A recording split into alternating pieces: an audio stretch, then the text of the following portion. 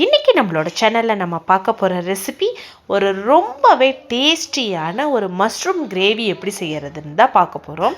So அதுக்கு ஒரு கடாயை வந்து அடுப்பில் வச்சு அதில் வந்து நம்ம எண்ணெய் ஊற்றிக்கலாம். கொஞ்சம் ஒரு 3 ஸ்பூன் இல்லை 4 ஸ்பூன் எண்ணெய் வந்து ஊற்றிக்கோங்க. நான் வந்து ஒரு 4 ஸ்பூன் எண்ணெய் வந்து ஊற்றியிருக்கேன். ஸோ இது எண்ணெய் வந்து காயட்டும். இப்போ பாருங்கள், எண்ணெய் காஞ்சிருச்சு. ஒரு ஸ்பூன் அளவுக்கு வந்து ஜீரகம் சேர்த்துக்கலாம். ஜீரகம் வந்து நல்லா பொரியட்டும். ஜீரகம் நல்லா பொரிஞ்சிருச்சு. இப்போ ஒரு கொத்து கருவேப்பிலையை வந்து அதில் வந்து சேர்த்துக்கலாம். நெக்ஸ்ட்டு நான் வந்து ஒரு 2 பெரிய வெங்காயத்தை குட்டி குட்டியாக சாப் பண்ணி வச்சுருக்கேன். அதையும் வந்து அதில் சேர்த்துக்கலாம். இப்போ வெங்காயம் வந்து நல்லா வதங்கட்டும். வதங்கிறதுக்காக நம்ம வந்து நல்லா வதக்கி விட்டுக்கலாம்.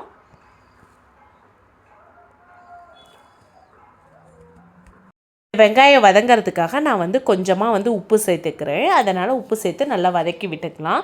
பட் நம்ம இந்த மாதிரி டிஷ்ஷெல்லாம் செய்யும் போது வெங்காயம் வதக்கிறதுக்கு உப்பு போடுவோம்.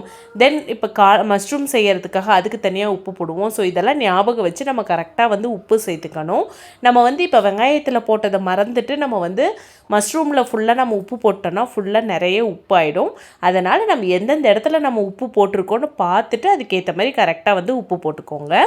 நெக்ஸ்ட்டு ஒரு ஸ்பூன் ஜிஞ்சர் கார்லிக் பேஸ்ட் வந்து போட்டுட்டு நல்லா வந்து வதக்கி விட்டுக்கலாம். இஞ்சி பூண்டோட பச்சை வாசனை போகிற அளவுக்கு நம்ம வந்து நல்லா வந்து வதக்கி விட்டுக்கணும்.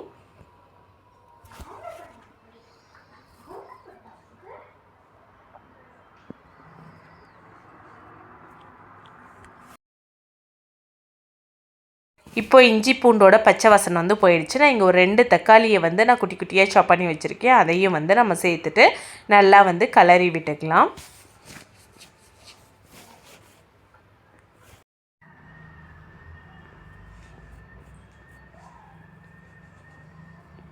இப்போது வந்து நம்ம மசாலா வந்து ஆட் பண்ணிக்கலாம். அதுக்கு என்னென்ன மசாலா போடுறேன் அப்படின்னா வந்து ஒரு 1/2 ஸ்பூன் அளவுக்கு மஞ்சத்தூள் சேர்த்துக்கலாம். நெக்ஸ்ட்டு ஒரு 1/2 ஸ்பூன் அளவுக்கு மிளகாய்த்தூள், ஒரு ஸ்பூன் அளவுக்கு வந்து கொத்தமல்லி தூள் சேர்த்துக்கலாம். நெக்ஸ்ட்டு ஒரு 1/4 ஸ்பூன் அளவுக்கு கரம் மசாலா, தென் ஒரு ஸ்பூன் அளவுக்கு சாம்பார் பவுடர், இது எல்லாமே சேர்த்துக்கலாம். இதெல்லாம் சேர்த்துட்டு நல்லா கலரி விட்டுக்கலாம். இப்போ இந்த கொத்தமல்லி தூள் இதுதான் வந்து இதுக்கான கொஞ்சம் திக்னஸை கொடுக்கும். அதனால தான் கொத்தமல்லி தூள்லாம் கொஞ்சம் 1 ஸ்பூன் அளவுக்கு சேர்த்து போட்டிருக்கோம். இது வந்து நல்லா கலரி விட்டுக்கலாம். இப்போ இது வந்து கொஞ்சம் ட்ரையாக இருக்குது. அதனால் நம்ம கொஞ்சமாக வந்து தண்ணி ஊற்றி கொஞ்சம் நேரம் வந்து அதனோட பச்சை வாசனை போகிற அளவுக்கு நல்லா வேக விட்டுக்கலாம் நம்ம. இப்போ பாருங்கள், கொஞ்சமாக தண்ணி ஊற்றிருக்கேன். இந்த மாதிரி தண்ணி ஊற்றி நம்ம வந்து ஒரு மூடி போட்டு க்ளோஸ் பண்ணி கொஞ்சம் நேரம் வந்து அதை வேக விட்டுறலாம். நல்லா மசியட்டும்.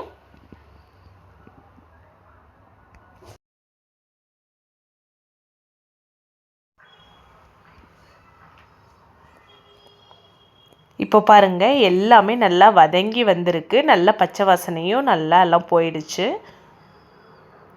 இந்த குழம்பு வந்து சப்பாத்திக்கு, தோசைக்கு எல்லாமே ரொம்பவே டேஸ்டியாக இருக்கும். நீங்களும் உங்கள் வீட்டில் கண்டிப்பாக செஞ்சு பாருங்கள். தக்காளி எல்லாம் பாருங்கள் நல்லா வதங்கி வந்துருச்சு. இந்த அளவுக்கு இருந்தால் போதும். இப்போ வந்து நம்ம மஷ்ரூமை வந்து ஆட் பண்ணிக்கலாம் நம்ம. அதுக்கு நான் வந்து ஒரு 400 கிராம் அளவுக்கு மஷ்ரூம் வந்து எடுத்திருக்கேன். அதை வந்து குட்டி குட்டியாக கட் பண்ணி வச்சுருக்கேன். அதை வந்து இதில் ஆட் பண்ணிக்கலாம். ஆட் பண்ணிவிட்டு நல்லா கலரி விட்டுக்கலாம்.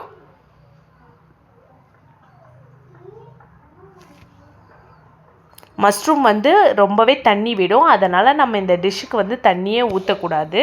தண்ணி ஊற்றாம தான் வந்து நம்ம வேக வைக்கணும். ரெடி. நம்ம வந்து வெங்காயம் வதங்கும் போது கொஞ்சம் உப்பு சேர்த்துருக்கோம். இப்போ வந்து மஷ்ரூமுக்கு தேவையான அளவுக்கு மட்டும் உப்பு சேர்த்துட்டு நம்ம வந்து நல்லா கலரி விட்டுக்கலாம். நம்ம வந்து அதை மறந்துட்டு நம்ம இதில் நிறையா சேர்த்தோம் அப்படின்னா வந்து ரொம்பவே உப்பாயிடும். அதனால் ரொம்ப கான்ஷியஸாக அதை மட்டும் உப்பு சேர்க்குறதுல மட்டும் கரெக்டாக பார்த்துக்கோங்க. இப்போ இதை மூடி போட்டு வேக வச்சு கொஞ்சம் நேரம் வேகட்டும். இப்போ பாருங்கள், மஷ்ரூம் எந்த அளவுக்கு நல்லா தண்ணி விட்டு வந்திருக்கு அப்படின்னு. இன்னமுமே வந்து தண்ணி விடும். ஸோ அப்பப்போ வந்து நம்ம மூடி திறந்து இந்த மாதிரி கலரி விட்டுக்கலாம்.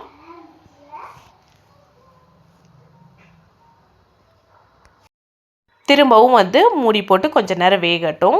வெந்ததுக்கப்புறம் திரும்பவும் நம்ம கலரி விட்டுக்கலாம். இப்போ பாருங்கள் கொஞ்சம் நேரம் ஆயிடுச்சு. முன்னை விடவே இப்போ எக்ஸ்ட்ரா இன்னமுமே தண்ணி வந்து விட்டுருக்கு. நம்ம கொஞ்சம் கூட தண்ணி ஊற்றலை இதில் மஷ்ரூம் சேர்த்ததுக்கப்புறம். பட் பாருங்கள் எவ்வளோ அளவுக்கு வந்து நமக்கு தண்ணி விட்டுருக்கு அப்படின்னு. பட் இன்னமும் எனக்கு கொஞ்சம் ட்ரையாக வேணும். நீங்கள் இந்த அளவுக்கு போதும் அப்படின்னா நீங்கள் வந்து எடுத்துக்கலாம்.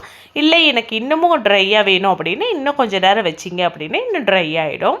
இந்த ஸ்டேஜில் ஒரு ஸ்பூன் அளவுக்கு நெய் வந்து ஊற்றுங்க, ரொம்பவே டேஸ்ட்டாக இருக்கும். அவ்வளோதான். லாஸ்ட்டில் வந்து கொத்தமல்லி தூவி வந்து இறக்கி விட்டுறலாம். நம்மளோட ரொம்ப டேஸ்டியான மஷ்ரூம் கிரேவி வந்து ரெடி ஆகிடுச்சு. இந்த குழம்பு வந்து சப்பாத்திக்கு ரொம்பவே நல்லாயிருக்கும். உங்கள் வீட்லேயே ட்ரை பண்ணி பாருங்கள். ட்ரை பண்ணி பார்த்துட்டு எப்படி இருக்குது அப்படின்னு கமெண்ட் பண்ணுங்கள்.